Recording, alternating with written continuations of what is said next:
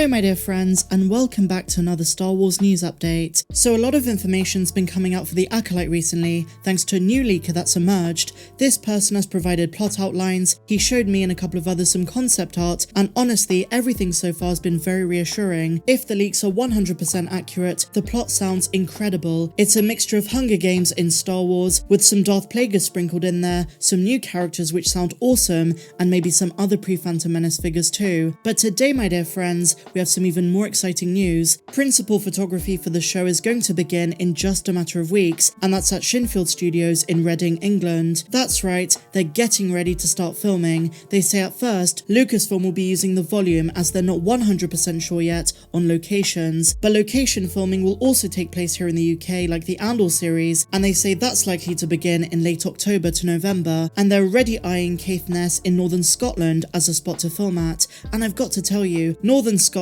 at the end of the year is going to have the cast freezing their bollocks off, but maybe Lucasfilm wants them to tap into their Sith rage. After all, the cold will do that. But in all seriousness, Caithness is a very beautiful and scenic location for this sort of show. It's got a kind of medieval and gothic aesthetic, which works well in a show based on the dark side, not to mention the over 300-year-old ruins of Castle Sinclair Go, which itself makes for a charming attraction. Now, on top of these filming updates, we also have the description for more concept art. Again, it's way too early for these leakers to share any of it without getting into trouble, but these descriptions serve as a good way to envision the scenes in our minds. So they say, there is a Malachor-like Sith pyramid or temple with a red glow. This takes place on a snow planet with a snowstorm. The Acolytes stand in front of it. Now, given how prominent snow planets are in Star Wars, this could be literally anywhere, but the most likely is a new planet altogether. Between Andor and the Acolyte, we could be getting our greatest diversity ever of stunning galactic locations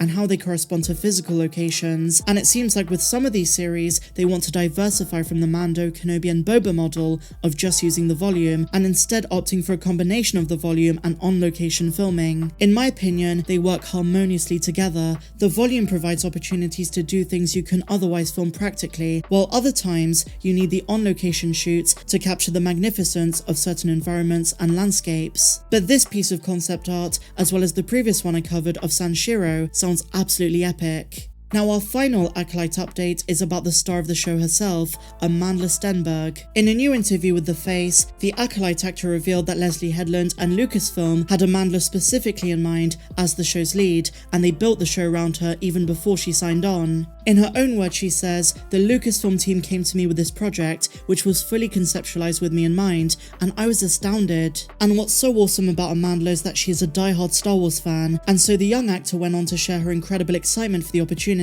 She said, "I get to read, watch and breathe Star Wars. It's my job to get lost in it. I'm so lucky. My plans were interrupted by a very different life path, but one that I think is going to be a huge blessing." And she also revealed that she's moving here to the UK. Now it's so great to see that Lucasfilm has complete faith in her. It must have been incredibly flattering to Amandla to find out that Lucasfilm built a whole series around her, and that shows an incredible amount of faith and respect. What's more is that Stenberg seems quite enthusiastic about the part itself, and evidently the opportunities that could come after. We don't know how many seasons this is going to be. So far, this is what we know. The show takes place at the end of the High Republic era, specifically the 100 years leading up to the Phantom Menace. The show starts on the planet of Sanshiro, which is where Aura and Miri live with their grandfather Theo in a village. This village is often unfortunately attacked by primitive aliens. Aura and Miri spot one of these on a boat ride and hightail it back to their village, but eventually the aliens attack. Now, some Jedi Knights at the time help to fend off the attackers, but in exchange, they want a Force-sensitive child who happens to be Miri, the little sister of Aura.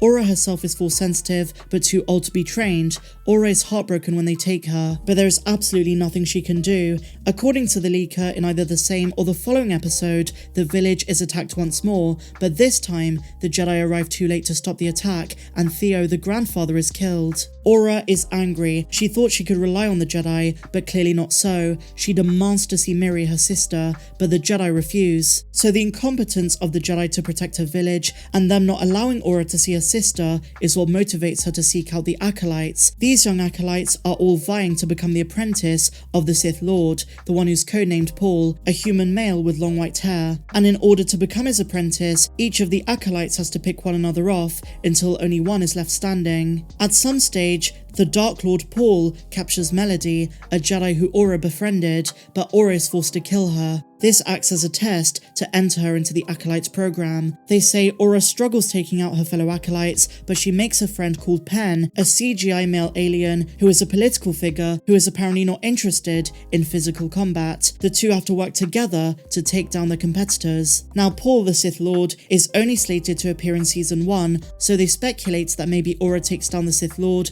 and she and her friend Pen take on the role of Sith Lords by the end of Season 1, and this, on top of the description of the CGI male called Pen, has led many to think he could be Darth Plagueis. We were told by Ahsoka the leaker that Darth Plagueis is involved in the show in some way, but they're not too sure how yet. And if it is Plagueis, then we know the alien species is a Mun. As I say, Pen is a CGI alien, but Paul is a human.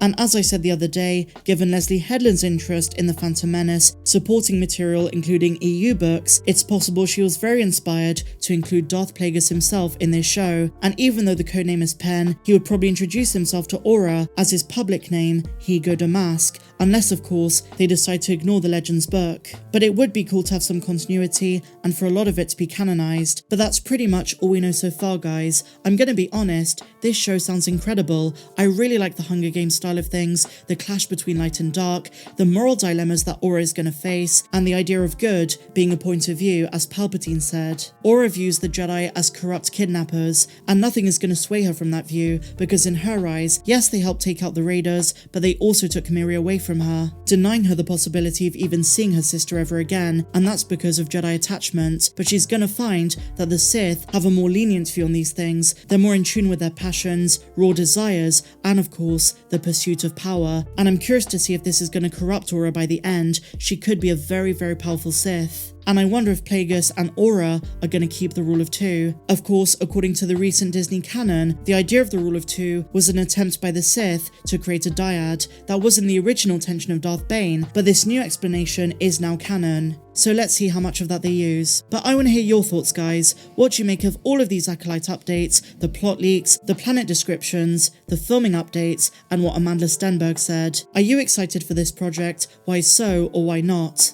As always, if you enjoyed this video, please be sure to give me a big fat thumbs up, subscribe to the channel if you're new, and a massive welcome if you are, and also be sure to hit that bell to be alerted every time that I post a new video. I upload every single day. But until the next one, my dear friends, may the Force be with you always. I'm Star Wars Meg. Have a good one.